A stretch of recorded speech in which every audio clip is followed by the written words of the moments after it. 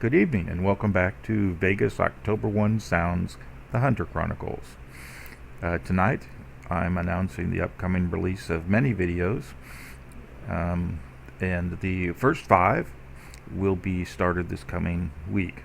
I will release approximately one every other day until I get the first, let's say about 8 to 10 videos released, and then it'll slow down as the production takes quite a bit of time. I'm primarily focused on September 29th, and I cover the entire day, and I go into great detail on many subjects, and I essentially leave no stone unturned. And there's a lot of exciting stuff coming up. And the graphic introduction that I showed you are the first 5 videos that I should be released here starting before this time at the end of the week. And I'm looking forward to having everybody view them.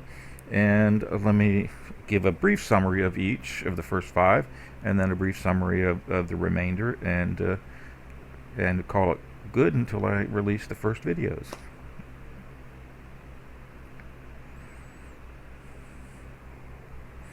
Oh yes, gotta have a little fancy graphics in there, don't we?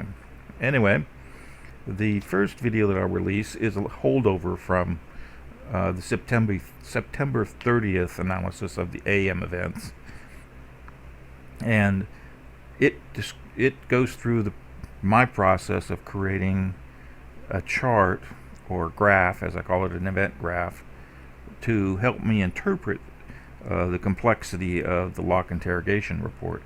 And as you'll recall, the 30th has quite a bit of ambiguity in it, and I'll be going into, after I show you how to construct and interpret one of these graphs, then I'll be going into the next video,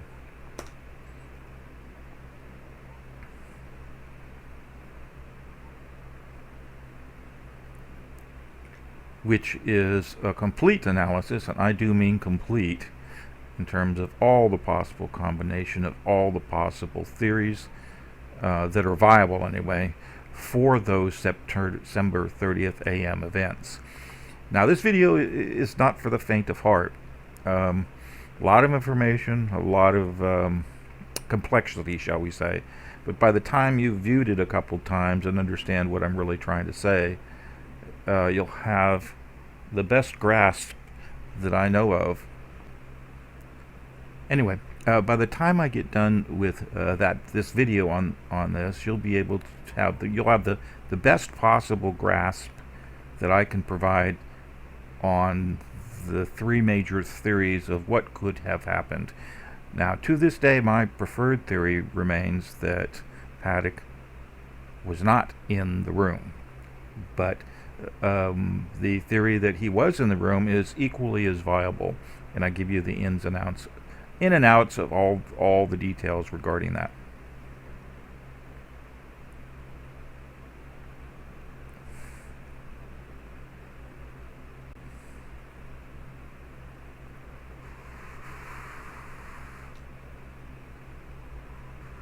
In the 10th video,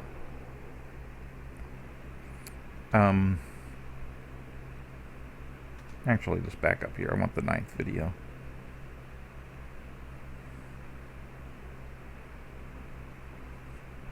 On the 9th video, I'm going to do an extensive graphical overview and summary of all the research I've done for the last 2.5 months on the 29th.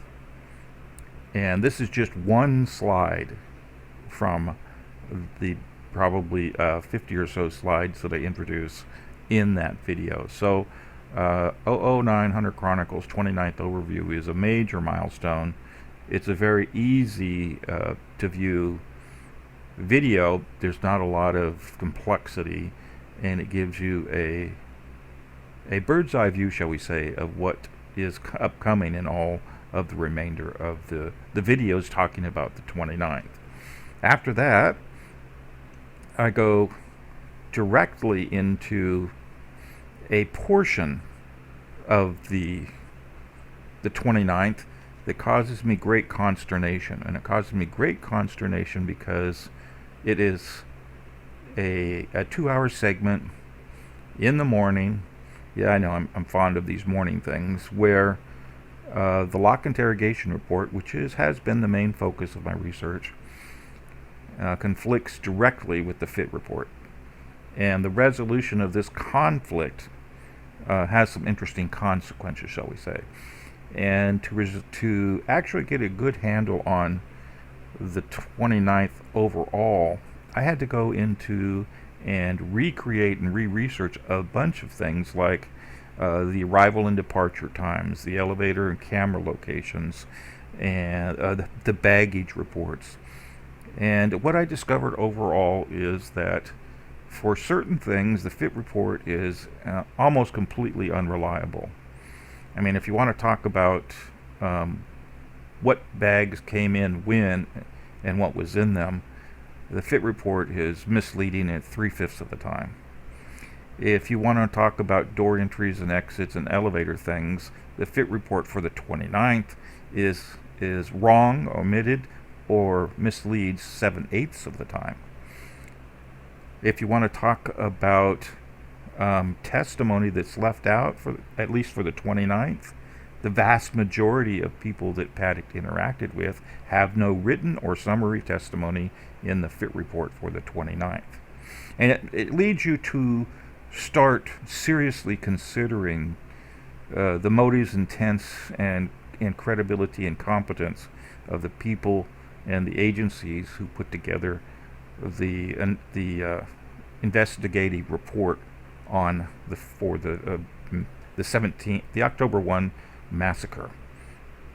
And that's personally where I'm at the moment, is that I've got this great doubt that they're telling me the whole story, because there's just too much misleading and missing stuff, and just plain out wrong stuff. And these AM events is a primary example of just how wrong the FIT report is. And then, of course, to get to this point, to get to the whole analysis, you have to start at the basics. And one of the first basics that we start at is creating this thing called the time scale chart. And I create it from the FIT timeline, and in the FIT timeline you have, there's two sections. One's an overview and one is the detail. And here I take the detail in combination with the overview, and I map out all the times and where I think Paddock was and what he was doing. And then I do that for the FIT report, I do that for the lock interrogation report, and I do that for the MGM released videos, and I try to merge them all together into something that might make sense, presuming first off that Paddock was a lone wolf, which is what the narrative is. And if you can demonstrate that has major problems, then you can challenge the narrative, so to speak. And then second off, I'll do some analysis on a two or more person theory where it's warranted, and it is warranted in a few places.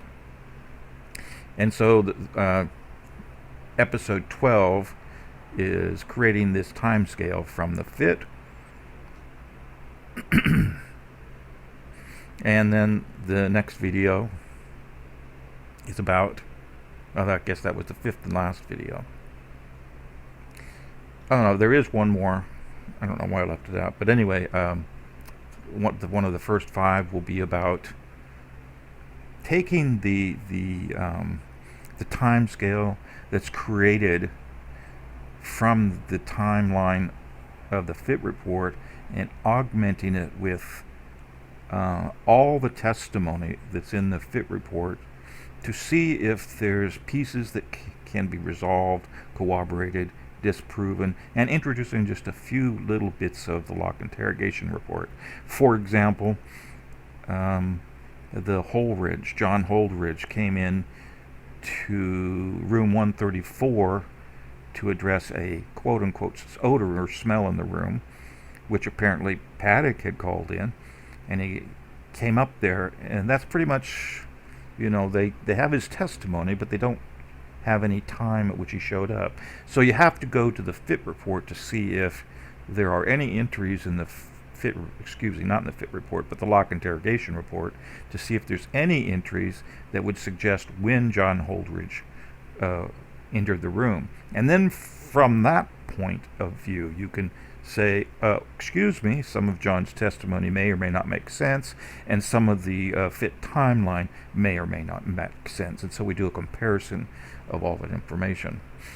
But in general, I've got lots of new videos over the next 2 months, and most of them are focused on the 29th, and there'll be some supporting research, like I'll go into complete detail on the arrivals and departures, what images I have, what lock interrogation report stuff supports or just proves them. And there's some fascinating stuff that I learned along the way, particularly when it relates to the 28th and 30th. And, essentially this is leave no stone unturned investigation on the 29th. And then there's going to be at least 15 or more videos.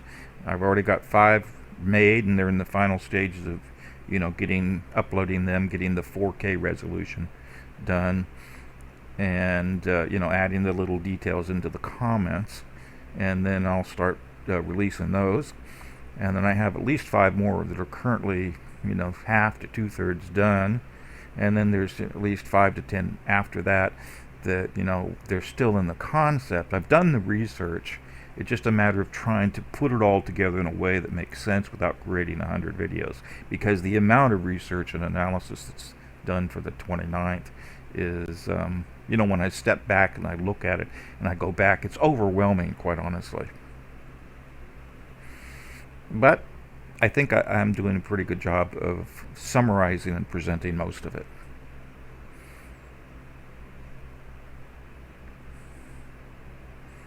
And then, come on, next slide. As I just mentioned, I've tried to upload all the new stuff in the 4K, because sometimes, looking at the details there needs a little bit better resolution. You don't have to view the 4K, but if you need to, it's there. And on most of these, I've kind of expanded the graphic introductions so they're a little bit more first pass readable, and they're a little bit longer to explain things with less discussion. Doesn't mean I don't do a discussion, just means that I've addressed more of the presentation in the graphic part. And overall, this is a very deep analysis on the fit timeline. Does it make sense? Does it hold together? Does the other pieces of information support, condemn, or corroborate all of it? And does the lone wolf theory hold up? And sometimes it does, sometimes it doesn't. This whole thing, reading through the fit report, is like reading Dr. Jekyll and Mr. Hyde.